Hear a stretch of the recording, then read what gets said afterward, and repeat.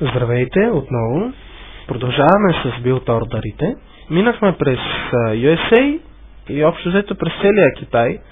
Значи специално като играете с Nuke генерала, ви препоръчвам да правите билд-ордера на танк. Какво ще рече препоръчвам? Това не означава в абсолютно всички случаи да го правите, но просто е най-удачно срещу повечето генерали. Да речеме срещу инфантри, ако тръгнете на две War Factory-та, ще имате доста големи проблеми, както и, разбира се, танк срещу инфантри, така, не е много приятна комбинация, да не кажа, че може би това е най-неприятният матчъп в цялата игра. Нюка има възможност за много бързо преминаване към пропаганда и съответно като мине на бърза пропаганда ще получи доста силна армия. Неговите бързи Nuke Overlords, които изобщо не са за подценяване. Съответно, евентуално Nuke Cannon или в случай, че противника ви е доста пасивен, може да преминете дори на Nuke мигове, като построите атомна бомба. Трябва да сте много внимателни, трябва да сте уверен в юнит контрола си, ако решавате да играете на нова фактори и бързо преминаване с пропаганда, като сте Nuke. Тъй като първите няколко минути може да се окажат доста трудни. Нека да поговорим за GLA. Ние ви показахме по-рано, кои сме ние, аз и глистите, разбира се. Ви показах един стандартен билд ордер с GLA. Общо взето всички други GLA могат да започват по този начин. Разлика може да има в GLA Stealth генерала, където вместо два терористи да вземете количките в началото, може да си направите бърз хайджакър. Това е най-удачно да се прави, когато играете срещу Чайна. Тъй като може да вземете първия му Battlemaster, да речем, ако е Nuke, или Dragon, в по-добрия от случаите даже, и така нататък, което може още в самото начало да ви даде доста голямо предимство. Разбира се, количките в зависимост от играта може да бъдат взети и по-нататък.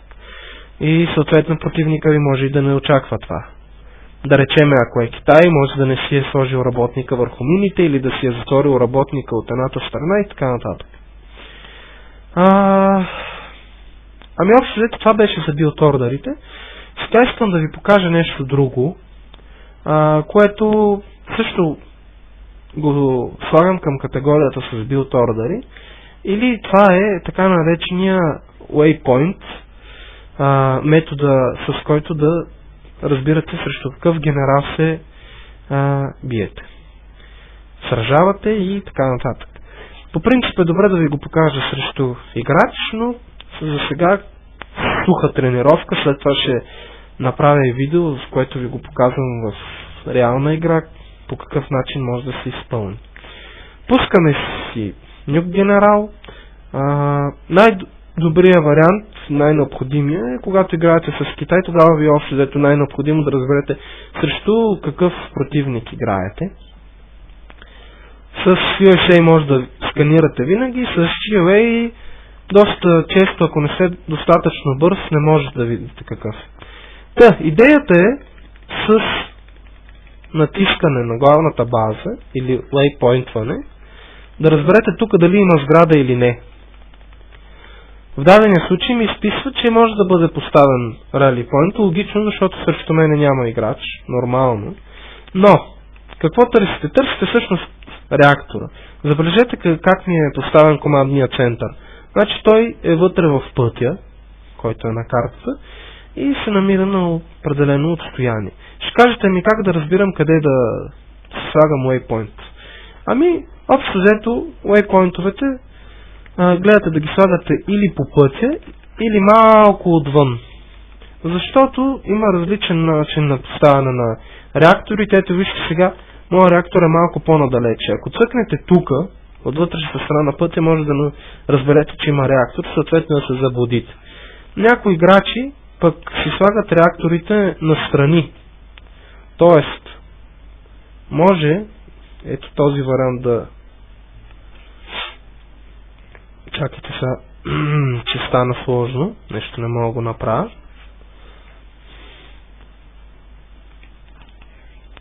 Ето така, като настрани реактора, може да пропуснете, ако на прекалено големи интервали си правите waypoint. Т.е. ако правите така, може да го пропуснете. Затова гледайте по-наситничко и аз ви казвам, целете малко извън пътя е най-добре, най-удачно. Най-добре е на леки зигзагообразни движения, разбира се, но това вече изисква доста повече опит и рутина на ръката. И накратко това беше с waypoint-овете. Също искам да ви кажа, като видите, че няма реактор, проверявайте все пак за барака отпред. Това е все пак най-стандартният билдордър за GLA. Съответно да разберете дали има барака отпреде. Ако няма барака отпреде и сте сигурни, че няма и реактор тук, става интересно. Значи или играете срещу човек, който е USA или Китай, който не е много добър и си пуска реактора далече от командния център, тогава все пак може би не трябва да се притеснявате толкова. Другия вариант е да играете срещу GLA, който не използва стандартен билдордър.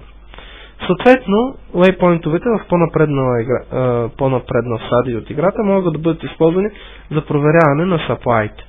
Ако да речеме, ето тук така като проверявате има supply, значи трябва да е Китай. Тъй като това е най-правилното разстояние за слагане на China supply и общо то е най-близко. По принцип малко по-назад се намира на GLA supply, но много хора си го пускат на различни дистанции, тъй че това по принцип не може да бъде сигурна мярка. Разбира се, ако няма supply близо до басейна с пари, то това значи, че сте срещу USA. Тоест, като обобщение, ако разберете, че има реактор и малко след като си пуснете supply, може да не е от главната ви база, разбира се, може от самия supply, проверите и видите, че има сграда до басейна с пари, значи сте срещу Китай. Ако няма и съответно ви се занимава, имате време и напипате някъде по-назад supply, то значи сте срещу USA. Ако няма реактор, има барака или нещо по друг начин се ориентирате с waypoint-овете, значи сте срещу GLA. Накратко, или не чак толкова накратко, това беше за waypoint-а. Благодаря ви и до скоро!